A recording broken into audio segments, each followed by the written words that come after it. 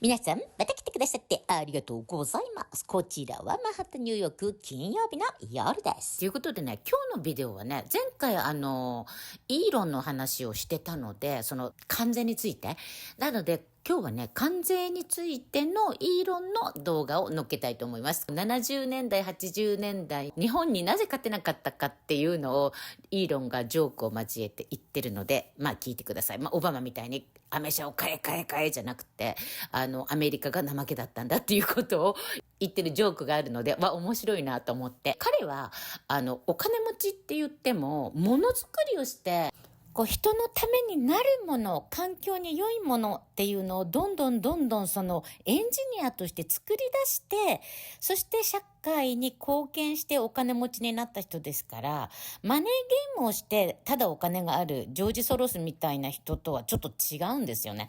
だからやっぱりその関税に関してもものづくりをする立場の人間として言ってるんです。気をつけなきゃいけないっていうことは。なのでぜひ聞いてください。これね、ジョーローガンのポッドキャストから抜粋してるんですね。で、今ね、もうね、アメリカではね、ほとんどの人っていうか、普通の人はもうレガシーメディアを見なくなってきてるんですね。これはね、証拠があって、ドン。これは視聴率のグラフなんですけど、もうこんな感じでね、フォックスが逆転っていう感じで、これね、ゼロが3つ省略されてるんですね。数は。だから本当にね、人がね、見なくなっちゃったんですよ。嘘ばっかりつくから。もう誰も見たくないから、誰も見ないんですね。CNN も MSNBC もABC も。っていうことでね、みんなどこから本当の情報を取ろうとしてるかっていうと、こういうポッドキャストから取るんですよ。で、ポッドキャストっていうのは、左も右もなく、一般の人が、普通に思ったことを聞くんですよね。政治家とか技術者とか、重要な人たちに。だから、そういう人たちもみんなが見るから出てくるんですよ。だからトランプさんや JD やイーロンや、そういう人たちが、みんな出るんですね。で、私はね、このね、3つを結構使っています。ドン。そしてドン。そしてドン。で、このね、3つはね、やっぱりね、アメリカでもすごいやっぱり人気があるらしいんですよ。で、やっぱり、私みたいな、ただの主婦が見てても、やっぱりね、すごい面白いし分かりやすいんですよ。で、ゲストも、やっぱりすごいビッグなゲストが出るんですね。だから、ぜひ皆さんもよかったら見てください。今日は、その中のジョーローガン、一番人気があるジョーローガンに出たイーロンさんです。どうぞ。Trump likes to talk about a lot is tariffs. Yeah. What are your thoughts on tariffs? I know that's very controversial to even people, economists. They disagree. Some agree. Some think it's a good idea. Some think it's a terrible idea. What do you think? I think you need to be careful with tariffs. I deal a lot with like supply chain issues. You know, like the global automotive supply chain for Tesla, for example, is incredibly complex. So when there are sudden changes in tariffs, then you're like, well, we've got a factory like somewhere else that's making a part that goes into the car. Now suddenly, if that part's suddenly twice as expensive, it like messes everything up, you know.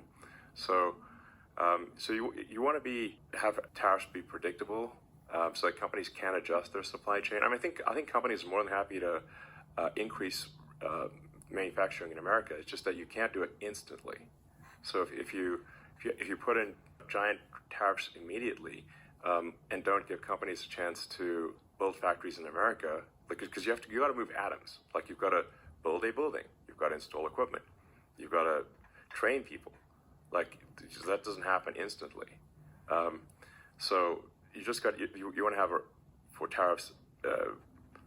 You want to have a ramp so that companies can adjust and build the factories and train the people and get the equipment in place. Otherwise, you basically just shock the system and it breaks or bad things happen. So I'm against like sudden giant tariffs because it's an impossible response if you've got to move 1,000 tons of equipment. You can just, or in some cases, collectively millions of tons of equipment. You just can't do that overnight. It's literally impossible. So I think we want to be thoughtful about tariffs and give companies a ramp. I mean, I do generally agree that America should do more manufacturing. I'm a big manufacturing guy. I love manufacturing. So I've spent a lot of time in the factory. We've talked openly about the difficulties of manufacturing and how complicated it is, and about most people aren't really aware of something that's as complex as, like, say, building a Tesla. Yeah. Manufacturing is super hard and complicated. So, like a lot of people they've never been in a factory, or they don't know how difficult it is to make things. For a lot of people, I think just ketchup comes from the store.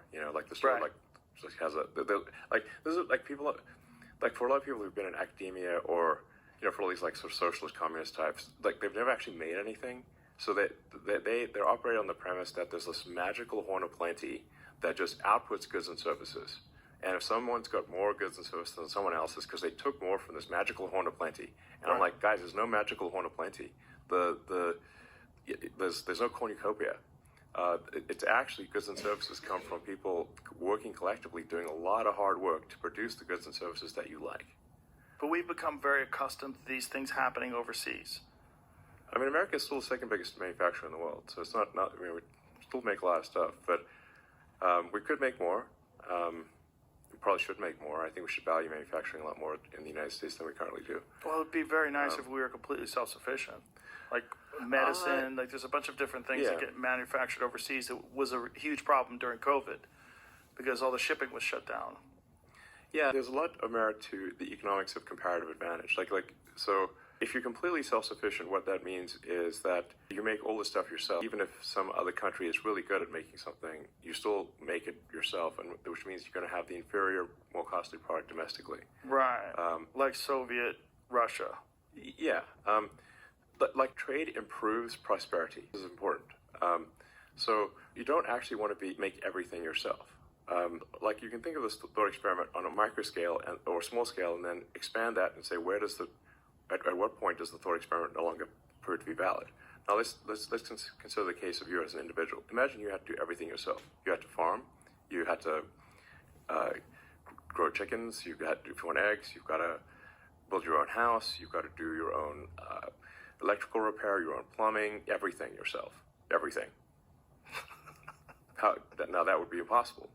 Okay, now let's expand it to, there's 10 people. Now you're going to have specialization of tasks. Okay, maybe one person could be really good at, construction, another person could be good at farming. It's like, but it's still, 10 people is not enough. So let's go to 100 people. Now let's go to 100 million people. Now let's go to 1 billion people.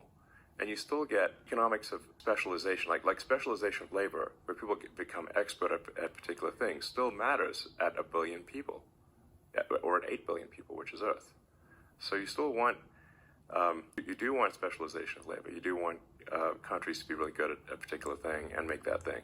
Also, it encourages innovation if you have competition. If the Germans are making better cars, we have to make better cars. We have to compete with them, which is like one of the things that happened during like the 80s and 90s, and America was making crap cars and Germany was making much better ones. Yeah, exactly. Yeah. I mean, the Japanese car, basically the American car industry got really lazy in the 70s and 80s, and then the Japanese and German car companies came in and just cleaned the clock, and there was like an old joke from that is kind of telling. It's a very old joke, where it's like, why did the Japanese car companies beat the American car companies? In the Japanese car company, you had 8 people rowing and 1 person steering. And in the American car company, you had 8 people steering and 1 person rowing, if this was a boat. So imagine a boat race. Yeah. Boat race, Japanese boat, you've got 8 people rowing, 1 person steering. In the American boat, you got 1 person rowing and 8 people steering. And when the American car company loses the race, they fire the rower. And it's like, okay, that was actually kind of true. Yeah, one of the things, everyone wants to be the boss, and not everyone wants to do the work, type of thing. Yeah. いかがだったでしょうかということでね、このね、関税に関して、ただ日本がネゴシエーションしなくちゃいけなくなると思うんですね。今、日本はゼロ。車とか家具とかゼロなんですよ。トランプさんがね、前ね、安倍も確かに不公平だねって僕の意見に納得してくれてたって。安倍でさえも納得してくれたって言ってたんですよ。で、私それ聞いてね、なんでと思ったんですね。で、調べたんですよ。そしたらやっぱりね、マーシャルプログラムっていうのがあって、要は第二次世界大戦で日本が敗戦して、ドイツも敗戦しましたよね。で、敗戦して1945年ですよね、第二次世界大戦終わったの。で、48年から、敗戦国を立て直すためにアメリカがマーシャルプランっていうのを作って、アメリカの経済を持って立て直そうとしたそうなんですよ。だから日本から来るものはゼロだけどアメリカのものには 100% かけていいんですっていうふうにしてたんですね。それも相まって日本は高度経済成長を遂げたと私は思ってるんですね。技術力も高いですから。で、日本も一頃中国に ODA をじゃんじゃんお金を流してて、なんで中国の方がお金持ちじゃんって。で、やめたんですよね、ODA を。今そんな感じなんですよ、アメリカが。なんでもう経済大国にもなった日本にゼロなの？ドイツにゼロなの？っていうことを言ってるので、これを言えば必ずネゴシエーションの交渉台に日本は乗ってくるはずだって言ってたんですよ。だから、これをできる政治家がいないとやっぱりダメかなっていうのを思うので、皆さん、石破さんに期待しましょうか？早くやめてくれるといいですね。ということで、また見てください。